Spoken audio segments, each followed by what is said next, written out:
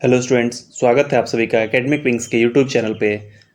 और आज हम देख रहे हैं मेजरिंग यूनिट्स और स्केल, यानी कि मापन यंत्र और पैमाना। ये एक ऐसा टॉपिक है जिससे हर एक एग्ज़ाम में 2 से 4 प्रश्न जरूर पूछे जाते हैं, चाहे वो स्टेट लेवल के एग्ज़ाम्स हो या फिर कोई और हो। तो चलिए शुरू करते हैं। आज का जो पहला क्वेश्चन है वो है, महासागर में डूबी हुई वस्तुओं की स्थिति का पता लगाने के लिए किसका प्रयोग होता है? ऑडियोमीटर का, गैल्वेनोमीटर का, क्रोनोमीटर का, सोनार का। तो इसका जो सही आंसर हो जाएगा वो हो जाएगा सोनार। सोनार के माध्यम से हम लोग महासागर में डूबी हुई वस्तुओं की स्थिति का पता लगाते हैं। इसको इंग्लिश में भी सोनार ही कहते हैं, SONAR। ये साउंड वेव के सिद्धांत पे कार्य करता है और कभी कभी इसका जो फुल फॉर्म है वो पूछ दिया जाता है। तो इसका जो फुल फॉर्म है वो होगा साउंड नेविगेशन एंड रेंजिंग। चलिए नेक्स्ट देखते हैं। ध्वनि की तीव्रता मापने वाला यंत्र। ध्वनि की तीव्रता जो है, ध्वनि की तीव्रता हम किस चीज से नापते हैं? क्रोनोमीटर से, एनीमोमीटर से, ऑडियोफोन से, ऑडियोमीटर से। तो इसमें जो दो ऑप्शन है उस पर आपका ध्यान जा सकता है, ऑडियोमीटर और ऑडियोफोन। लेकिन इसका जो सही आंसर हो जाएगा वो हो जाएगा ऑडियोमीटर। ऑडियोमीटर से हम ध्वनि की तीव्रता मापते हैं और ऑडियोफोन के माध्यम से हम जो हियरिंग डिसेबिलिटी होती है, यानी कि जो सुनने में तकलीफ होती है, उसको दूर करते हैं। नेक्स्ट देखते हैं, एनीमोमीटर। एनीमोमीटर से किस चीज का मापन किया जाता है? पानी के बहाव की गति, पानी की गहराई, पवन वेग या प्रकाश की तीव्रता। तो इसका जो सही आंसर होगा वो होगा पवन वेग, विंड स्पीड। हम लोग एनीमोमीटर की सहायता से विंड के स्पीड को मेजर करते हैं। एनीमोमीटर जो है वो दो शब्द से बना हुआ है, एनीमोमीटर। एनीमो का अर्थ होता है रिलेटेड टू विंड। नेक्स्ट, निम्नलिखित में से कौन सुमेलित नहीं है? एनीमोमीटर वायु की चाल, एमीटर विद्युत धारा, टैक्योमीटर दाबांतर, पायरोमीटर उच्च ताप। तो इसका जो सही आंसर हो जाएगा वो हो जाएगा टैक्योमीटर। टैक्योमीटर और दाबांतर ये दोनों सुमेलित नहीं है। टैक्योमीटर की सहायता से हम क्षैतिज रेखा की लंबाई को नापते हैं, हॉरिजेंटल लाइन को नापते हैं। और बाकी जो ऑप्शंस है, एनीमोमीटर से हम लोग वायु की चाल यानी कि विंड स्पीड को मेजर करते हैं, एमीटर के माध्यम से हम लोग विद्युत धारा को मेजर करते हैं और पायरोमीटर से उच्च ताप को मेजर करते हैं।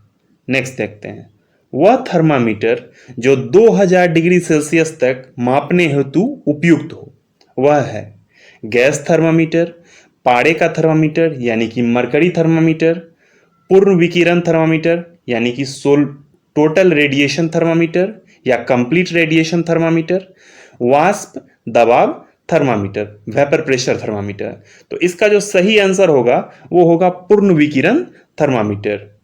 इसको हाई टेम्परेचर को मेजर करने के लिए यूज किया जाता है। नेक्स्ट देखते हैं, पायरोहीलियोमीटर। पायरोहीलियोमीटर का प्रयोग निम्न में से किसे मापने में किया जाता है? सन स्पॉट को, सोलर रेडिएशन को, हवा के ताप को, पौधों के ताप को। तो इसका जो यूज होता है वो सोलर रेडिएशन को या ऐसे वस्तु को जिसके हम नजदीक नहीं जा सकते हैं, उसके हाई टेम्परेचर के कारण उस चीज को मेजर करने के लिए पायरोहीलियोमीटर का यूज किया जाता है। नेक्स्ट देखते हैं, मैनोमीटर का प्रयोग किसके मापन में होता है? वायु दाब में, गैसों के दाब में, द्रव के घनत्व, सतह पर तेल का दबाव। तो इसका जो सही आंसर हो जाएगा वो हो जाएगा गैसों के दाब को, यानी कि गैस का जो प्रेशर होता है उसको मेजर करने के लिए मैनोमीटर का यूज किया जाता है। वायु दाब को हम बैरोमीटर से मेजर करते हैं। नेक्स्ट देखते हैं, कौन सुमेलित नहीं है? यानी कि नीचे जो 4 ऑप्शन दिए गए हैं उसमें से कौन सुमेलित नहीं है? ओडोमीटर वाहन में पहियों द्वारा तय की गई दूरी मापने का यंत्र है, तो ये सही है हमारा। ओंडोमीटर, इससे हम विद्युत चुंबकीय तरंग की आवृत्ति का मापन करते हैं, यानी कि इलेक्ट्रोमैग्नेटिक वेव्स के फ्रीक्वेंसी को मेजर करते हैं, ये भी सही है। ऑडियोमीटर ध्वनि तीव्रता मापन यंत्र यानी कि साउंड की इंटेंसिटी को मेजर करने का यंत्र है, यह भी सही है। एमीटर विद्युत शक्ति मापन यंत्र यानी कि इलेक्ट्रिकल पावर को मेजर करने का यंत्र है। तो यहां पे ये गलत हो जाएगा और इसलिए गलत पूछ रहा तो सही आंसर यही होगा, विद्युत शक्ति नहीं विद्युत धारा को मापते हैं अमीटर की सहायता से। नेक्स्ट देखते हैं, दूध का अपेक्षित घनत्व या शुद्धता। किस यंत्र से मापते हैं, यानी कि प्योरिटी ऑफ मिल्क किस चीज से मेजर करते हैं, हाइड्रोमीटर से, ब्यूटाइरोमीटर से, लैक्टोमीटर से, थर्मामीटर से। तो इसका जो सही आंसर वो हो जाएगा लैक्टोमीटर। लैक्टोमीटर की सहायता से हम दूध की शुद्धता को मापते हैं। थर्मामीटर, हाइड्रोमीटर और ब्यूटारीमीटर नहीं होगा इसका आंसर। नेक्स्ट देखते हैं, दूध या दुग्ध उत्पादों में वसा की मात्रा को मापने का उपकरण है। Thermometer, odometer, ब्यूटायरोमीटर, lactometer. तो दूध से रिलेटेड एक ऑप्शन तो यहां दिया है लैक्टोमीटर, तो उस पर हमारा ध्यान जा सकता है, लेकिन इसका जो सही आंसर होगा वो होगा ब्यूटायरोमीटर। दूध की शुद्धता का मेजर लैक्टोमीटर की सहायता से होता है, और दूध या दुग्ध उत्पादों में फैट का यानी कि वसा का जो मात्रा को चेक करते हैं वो ब्यूटायरोमीटर से होता है। नेक्स्ट देखते हैं, वायुमंडल की सापेक्ष आर्द्रता किससे मापी जाती है, यानी कि रिलेटिव ह्यूमिडिटी ऑफ एटमॉस्फेयर को हम किस चीज से मेजर करते हैं, हाइड्रोमीटर से, हाइग्रोमीटर से, टैकोमीटर से, बैरोमीटर से। हाइड्रो यानी कि जल से रिलेटेड है, और हाइग्रोमीटर, इसका सही आंसर हाइग्रोमीटर होगा। ये दो शब्दों से मिलकर बना हुआ है, हाइग्रो और मीटर। हाइग्रो का अर्थ होता है आर्द्रता यानी कि ह्यूमिडिटी, इसलिए इसका सही आंसर जो होगा वो हो जाएगा हाइग्रोमीटर। हाइड्रोमीटर वाटर की डेंसिटी को मेजर करते हैं। नेक्स्ट देखते हैं, प्रकाश की तीव्रता किस में मापी जाती है, लक्सीमीटर, कैरेटोमीटर, स्टेथोस्कोप, स्फिग्नोमैनोमीटर। तो इसका जो सही आंसर होगा वो हो जाएगा लक्सीमीटर। लक्सीमीटर की सहायता से हम प्रकाश की तीव्रता यानी कि लाइट के इंटेंसिटी को मेजर करते हैं। स्टेथोस्कोप, जिसे हम आम भाषा में आला कह सकते हैं, जो डॉक्टर के पास होता है। स्फिग्नोमैनोमीटर, ये ब्लड प्रेशर को मेजर करने में यूज किया जाता है। तो इसका सही आंसर लक्सीमीटर होगा। नेक्स्ट देखते हैं, सोने की शुद्धता मापने के लिए क्या प्रयोग होता है, एक्टीमीटर, कैरेटोमीटर, अल्टीमीटर, बैरोमीटर। तो इसका जो सही आंसर होगा वो हो जाएगा कैरेटोमीटर। आप सभी को पता होगा कि सोना और कैरेट एक दूसरे से रिलेटेड है, उसको हम उस चीज में मेजर करते हैं, लेकिन सोने की जो शुद्धता होती है वो मेजर करने के लिए एक यूनिट बनाया गया है, वो है कैरेटोमीटर। अल्टीमीटर से हम ऊंचाई मापते हैं, बैरोमीटर से प्रेशर मापते हैं। नेक्स्ट देखते हैं, रडार उपयोग में आता है। रडार किस चीज के उपयोग में आता है, तो प्रकाश तरंगों के उपयोग में आता है वस्तुओं का पता लगाने में, ध्वनि तरंगों को परावर्तित करके वस्तुओं का पता लगाने में, रेडियो तरंगों द्वारा वस्तुओं का पता लगाने में, वर्षा करने वाले बादलों का पीछा करने में। तो रडार जो है उसको हम इंग्लिश में भी रडार ही कहते हैं, RADAR। और इसका में ये जो है वो रेडियो फ्रीक्वेंसी पे काम करता है, यानी कि रेडियो वेव्स की थ्योरी पे ये काम करता है। और एक ही ऑप्शन हमारा रेडियो वेव से रिलेटेड है, इसलिए सही आंसर हो जाएगा रेडियो तरंगों द्वारा वस्तुओं का पता लगाने में। इसका भी फुल फॉर्म कभी पूछ देता है तो radio detection and ranging radar का फुल फॉर्म होगा। नेक्स्ट देखते हैं, ताप के निम्नलिखित में से किस पैमाने में नकारात्मक मान नहीं होता है, सेल्सियस, फ़ारेनहाइट, केल्विन, र्यूमर। ये सभी ताप के ही मान हैं, लेकिन इसमें से पूछ रहा है कि किसका नकारात्मक मान यानी कि निगेटिव वैल्यू नहीं होता है, तो केल्विन इसका सही आंसर हो जाएगा। बाकी सारे ऑप्शन जो हैं वो निगेटिव वैल्यू जाते हैं, लेकिन केल्विन कभी भी निगेटिव में नहीं जाता है। नेक्स्ट देखते हैं, फेदोमीटर का उपयोग किसे मापने में होता है, भूकंप, वर्षा, समुद्र की गहराई, ध्वनि तीव्रता। तो इसका जो सही आंसर हो जाएगा वो हो जाएगा समुद्र की गहराई। डेप्थ ऑफ जो सी होता है, सी की जो गहराई होती है उसको मेजर करने के लिए फेदोमीटर का यूज किया जाता है। भूकंप सिस्मोग्राफ से मेजर करते हैं, वर्षा की जो मात्रा होती है उसके लिए रेन गॉज का उपयोग करते हैं, और ध्वनि की तीव्रता के लिए ऑडियोमीटर का यूज किया जाता है। नेक्स्ट देखते हैं, कौन सुमेलित नहीं है, मैनोमीटर, दाब, कार्ब्यूरेटर, आंतरिक दहन इंजन, कार्डियोग्राम, हृदय गति, सिस्मोमीटर, पृष्ठ तल की वक्रता। तो इसका जो सही आंसर हो जाएगा वो हो जाएगा सिस्मोमीटर, पृष्ठ तल की वक्रता। ये सुमेलित नहीं है क्योंकि सिस्मोमीटर भूकंप से रिलेटेड है। बाकी ऑप्शंस को भी देख लेते हैं। मैनोमीटर से हम दाब मापते हैं, गैस का जो प्रेशर होता है उसको मैनोमीटर का यूज करके मेजर करते हैं, तो ये सही आंसर है। कार्ब्यूरेटर आप सभी ने गाड़ी में देखा होगा, वो आंतरिक दहन इंजन है, ये भी सही ऑप्शन है। और कार्डियोग्राम हृदय गति, ये भी सही आंसर है। नेक्स्ट देखते हैं, निम्नलिखित में से किसके मापन में फोनोमीटर का उपयोग किया जाता है? प्रकाश के चमकीलेपन की क्षमता, अत्यधिक उच्च ताप, वायुमंडल की आर्द्रता, ध्वनि तीव्रता और स्पंदन आवृत्ति, जिसे पल्स फ्रीक्वेंसी भी कहते हैं। तो फोनोमीटर का यूज जो होता है वो ध्वनि की तीव्रता और पल्स फ्रीक्वेंसी, यानी कि जो स्पंदन जो होता है पल्स रेट का, उसकी फ्रीक्वेंसी, उसको मेजर करने के लिए फोनोमीटर का यूज किया जाता है। वायुमंडल की आर्द्रता हाइग्रोमीटर से मेजर करते हैं, अत्यधिक उच्च ताप पायरोमीटर से यूज करते हैं, और प्रकाश के चमकीलेपन की क्षमता लक्सीमीटर से यूज करते हैं। नेक्स्ट देखते हैं, भूकंपीय तीव्रता मापी जाती है किस चीज पे?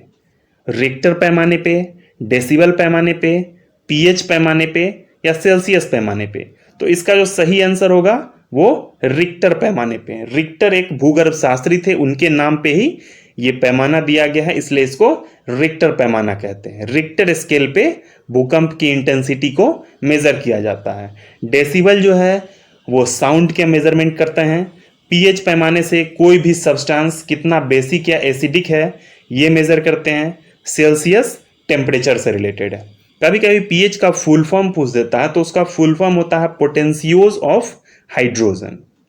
नेक्स्ट देखते हैं, डॉब्सन इकाई का प्रयोग किया जाता है पृथ्वी की मोटाई मापने में, हीरे की मोटाई मापने में, ओजोन परत की मोटाई मापने में या शोर के मापन में?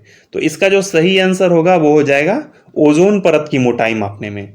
ओजोन लेयर का जो मोटाई होता है उसको मेजर करते हैं हम डॉब्सन के यूनिट से। ये डॉब्सन नाम के एक वैज्ञानिक थे, उनके नाम पे ही रखा गया है।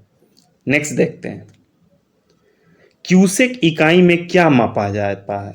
जल की शुद्धता, जल का बहाव, जल की गहराई, जल की मात्रा? तो इसका जो सही आंसर होगा वो हो जाएगा जल का बहाव। फ्लो ऑफ वाटर जो है वो क्यूसेक यूनिट में हम मेजर करते हैं। नेक्स्ट देखते हैं, तेल का एक बैरल कितने लीटर का होता है? यानी कि एक बैरल जो तेल होता है उसमें कितने लीटर तेल रखा जाता है? 131 लीटर, 159 लीटर, 179 लीटर, 201 लीटर? तो इसका जो सही आंसर हो जाएगा वो हो जाएगा 159 लीटर, करेक्ट आंसर हो जाएगा। नेक्स्ट देखते हैं, लंबाई का न्यूनतम इकाई। लंबाई का न्यूनतम इकाई यानी कि ये जो चार ऑप्शन दिया हुआ है इसमें से जो लंबाई का यानी कि लेंथ का लोएस्ट मेजरमेंट है वो कौन सा होगा? माइक्रोन, नैनोमीटर, एंगस्ट्रॉम या फर्मीमीटर? तो सब कुछ को हम इसको मेजर कर सकते हैं। जैसे माइक्रोन को अगर हम मीटर में कन्वर्ट करेंगे तो 10⁻⁻6 मीटर होगा।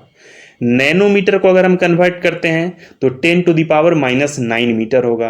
एंगस्ट्रॉम को अगर कन्वर्ट करें तो 10⁻⁻10 मीटर होगा। और फर्मीमीटर को कन्वर्ट करें तो 10⁻⁻15 मीटर होगा। तो हम देख सकते हैं कि सबसे जो छोटा यूनिट है वो फर्मीमीटर हो जाएगा। तो यही हमारा आंसर हो जाएगा। नेक्स्ट देखते हैं, उष्मा की इकाई निम्नलिखित में से कौन सी नहीं है? यानी कौन सी ऐसी यूनिट है इसमें जो हीट को मेजर नहीं करती है, जिसमें हीट को मेजर नहीं किया जाता है? कैलोरी, सेंटीग्रेड, अर्ग, जूल? तो इसका जो सही आंसर है वो हो जाएगा सेंटीग्रेड। सेंटीग्रेड में हम इसको मेजर नहीं करते हैं। सेंटीग्रेड जो है वो टेम्परेचर का यूनिट है।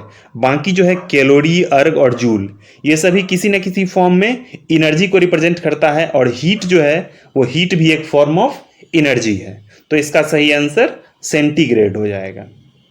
नेक्स्ट क्वेश्चन देखते हैं, एंगस्ट्रॉम किसकी इकाई है? यानी कि एंगस्ट्रॉम किसकी यूनिट है?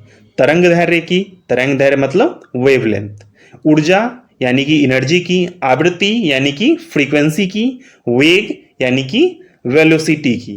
तो इसका जो सही आंसर हो जाएगा वो तरंग दैर्घ्य यानी कि वेवलेंथ हो जाएगा।